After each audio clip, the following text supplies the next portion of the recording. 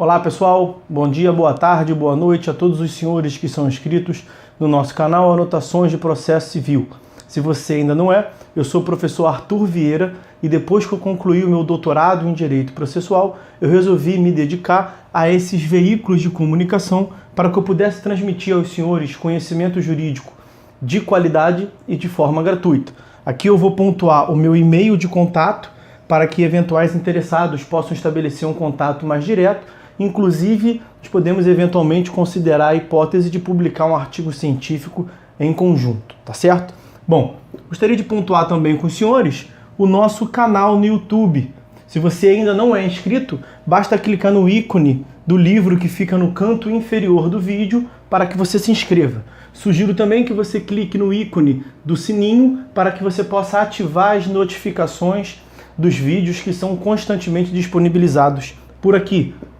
Gostaria de apresentar também aos senhores a nossa plataforma acadêmica arturvieiracursos.com.br, arturvieiracursos.com.br, onde os senhores encontrarão cursos online de modo gratuito, inclusive com a emissão de certificado válido em todo o território nacional, tá certo? Então, após a pausa, nós vamos tratar do vídeo de hoje.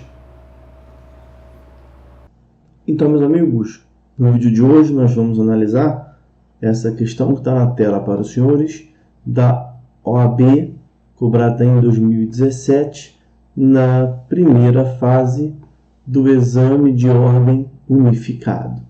Vamos fazer uma análise aqui da assertiva. Olha lá. Jorge administra 5 apartamentos de Mariana.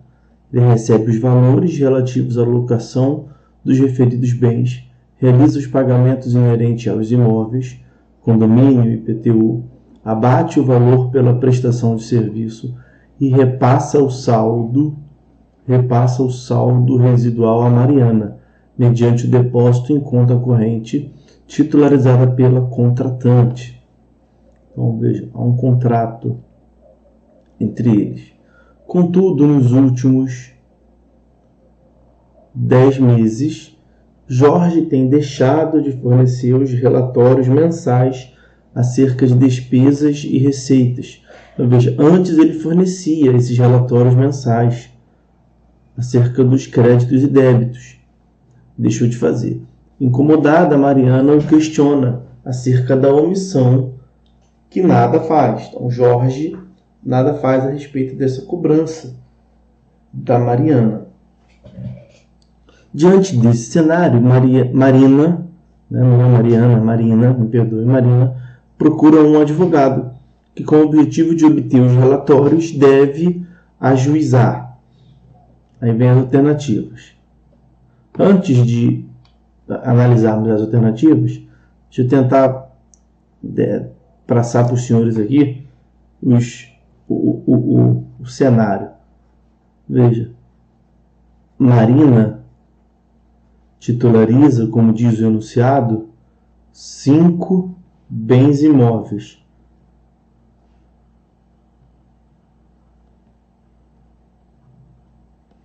Esses bens imóveis, eles são locados.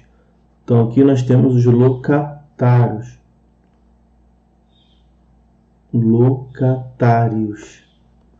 Os diversos locatários. Os locatários, por sua vez, pagam as prestações para quem? Olha aqui, ó, para Jorge, que administra os imóveis. Então, eles pagam para Jorge. Eles pagam para Jorge. E aí, Jorge administra. Jorge é administrador.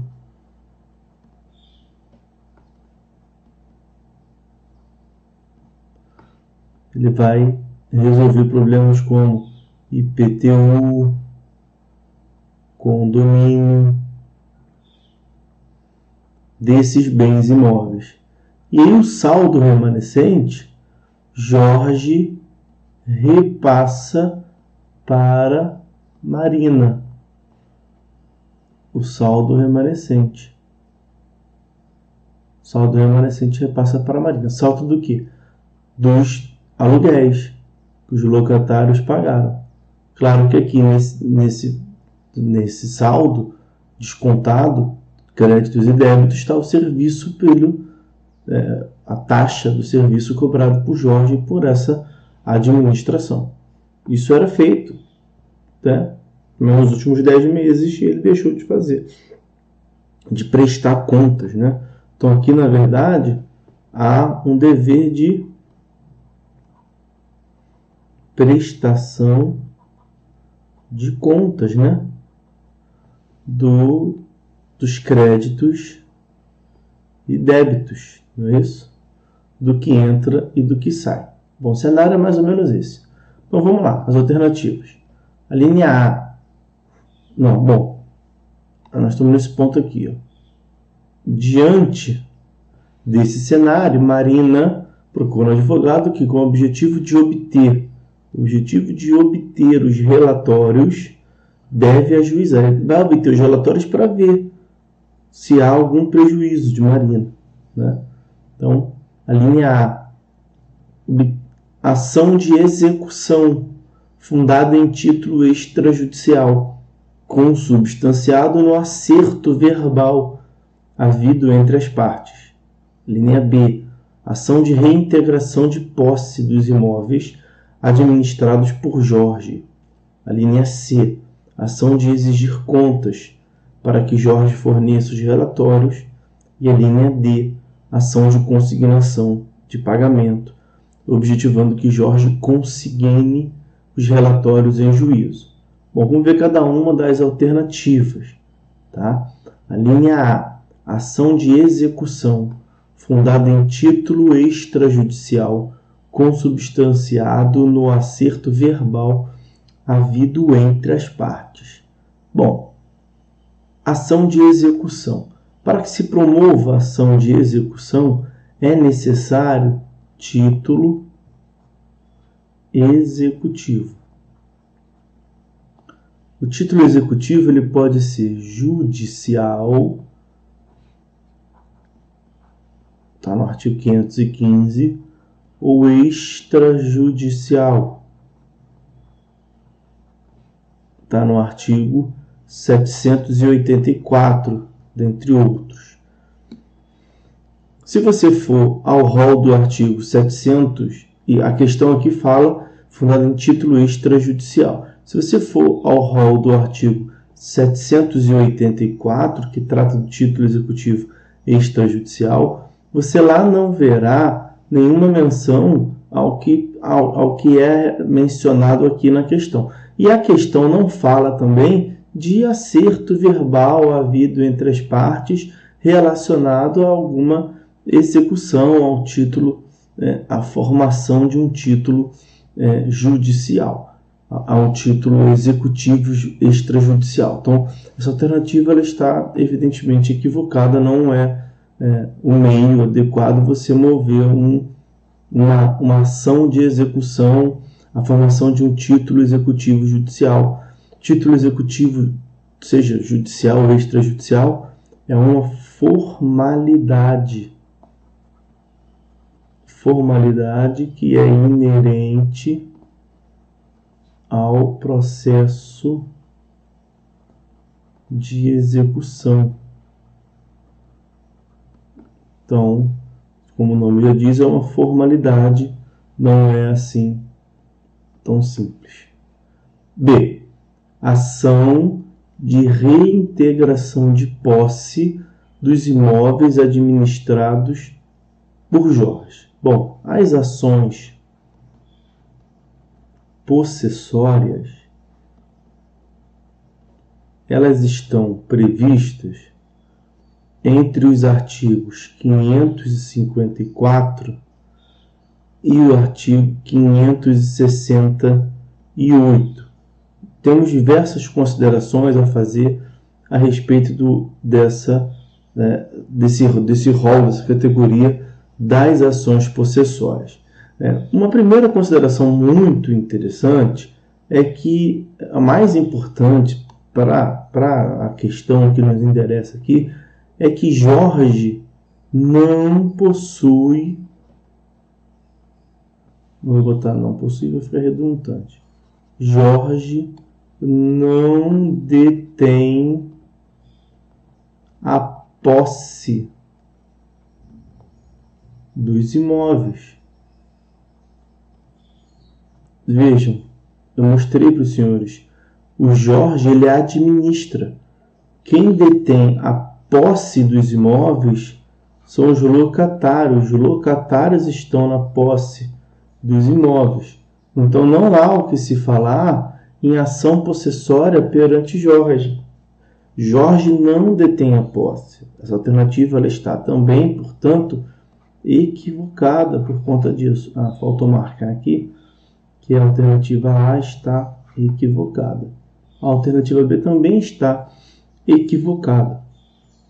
Só para deixar o caderno de vocês completo, para quem estiver anotando, as ações possessórias elas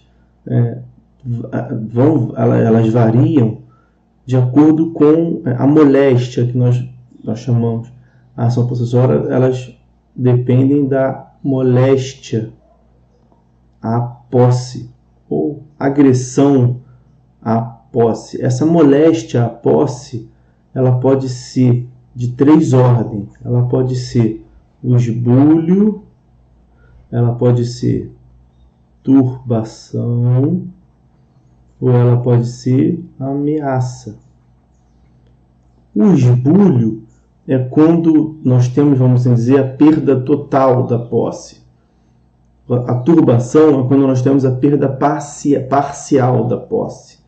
E a ameaça é quando ainda não houve a perda, estamos na ameaça, no sentido de prevenção aqui.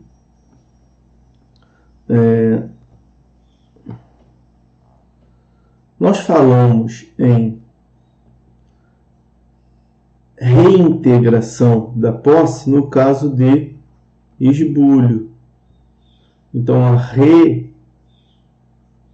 reintegração posse em caso de esbulho.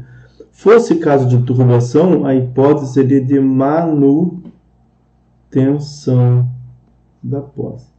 E, caso de ameaça, fala-se em interdito proibitório. Acontece que na prática não é tão fácil de se verificar. Assim, quando estamos diante de um esbulho, de uma turbação, a ameaça é mais fácil um pouco de verificar.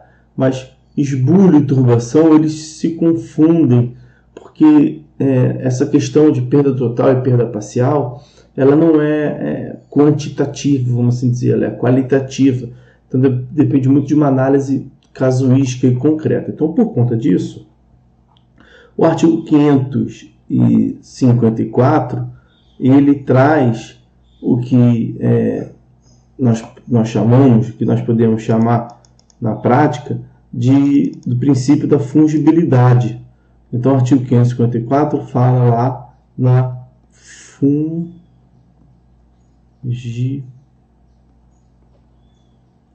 fungibilidade das possessórias.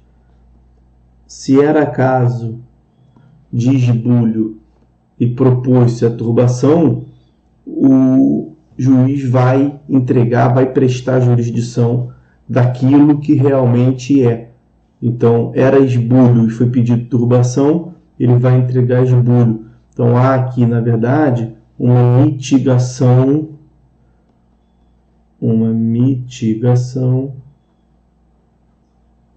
ao princípio da congruência. Princípio da congruência, tá certo? Bom, vamos avançando. A linha item C deverá propor a ação de exigir contas para que Jorge forneça os relatórios. Bom, é exatamente isso. Essa alternativa é a que está correta. Deverá propor a ação de exigir contas. A ação de exigir contas, ela está prevista no CPC entre os artigos 550 a 553. Olha lá o que diz o artigo 550.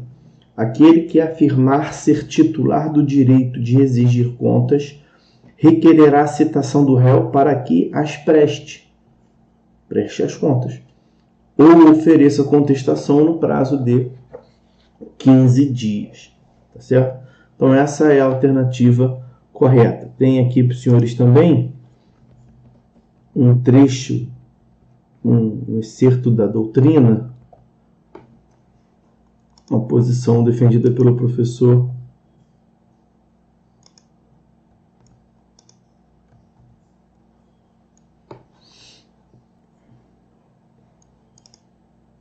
aquele que administra bens, valores ou interesses de outras pessoas é obrigado a prestar contas, ou seja, elaborar uma relação pormenorizada das receitas e despesas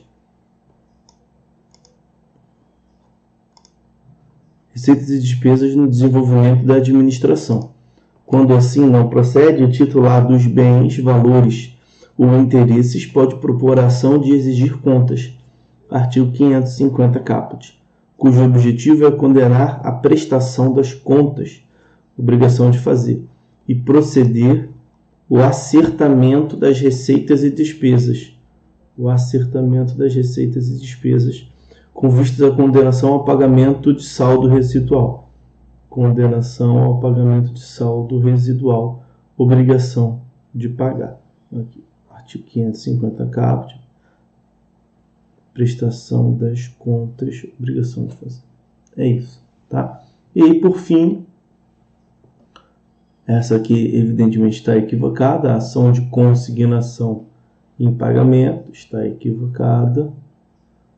Ação de consignação em pagamento, observando que Jorge consigne os relatórios em juízo.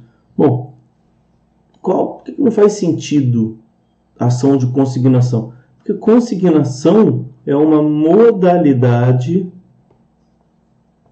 de pagamento. Ação de consignação em pagamento é quando o credor barra autor pretende pagar mediante depósito. Não é o caso. Aqui nós não estamos... Veja, Marina seria autor, né? Então, deveria ser o caso de Marina pagar na ação de consignação e pagamento. E na linha D fala, ação de consignação e pagamento, objetivando que Jorge consigne. Jorge seria o réu. Então a própria alternativa estava equivocada pelos seus próprios termos. Jorge seria o réu. E não é o caso de o réu consignar. Consignação é pagamento mediante depósito. A ação de consignação e pagamento está prevista entre os artigos 539 a 549 do CPC. E o 539 diz lá: nos casos previstos em lei, poderá o devedor ou terceiro requerer, com efeito de pagamento, a consignação da quantia ou da coisa devida. Aqui, eu botei que o credor vai pagar, não, né? O devedor vai pagar ao autor quando o credor não quiser receber, me perdoe. Então, lá, nos casos permitidos em lei. E quais são esses casos permitidos em lei? Artigo 334 a 345 do Código Civil, falar do pagamento mediante consignação, pagamento mediante depósito. Aqui no 539 fala dos casos permitidos em lei, nesse capítulo aqui do Código Civil. Tem as possibilidades. Quando não sabe quem é o credor, quando o credor não quer receber no local combinado, enfim, as hipóteses lá previstas no Código Civil, tá certo? Então essa alternativa também está equivocada. Dessa forma, qual é o gabarito da questão? Alternativa C. Ação de exigir contas para que Jorge forneça os relatórios. Diante desse cenário, Marina procura um advogado que, com o objetivo de obter os relatórios, deve ajuizar ação de exigir contas para que Jorge forneça os relatórios. Tá bom, meus amigos? Então, eram essas as considerações dessa questão. Fiquem todos com Deus e até a próxima.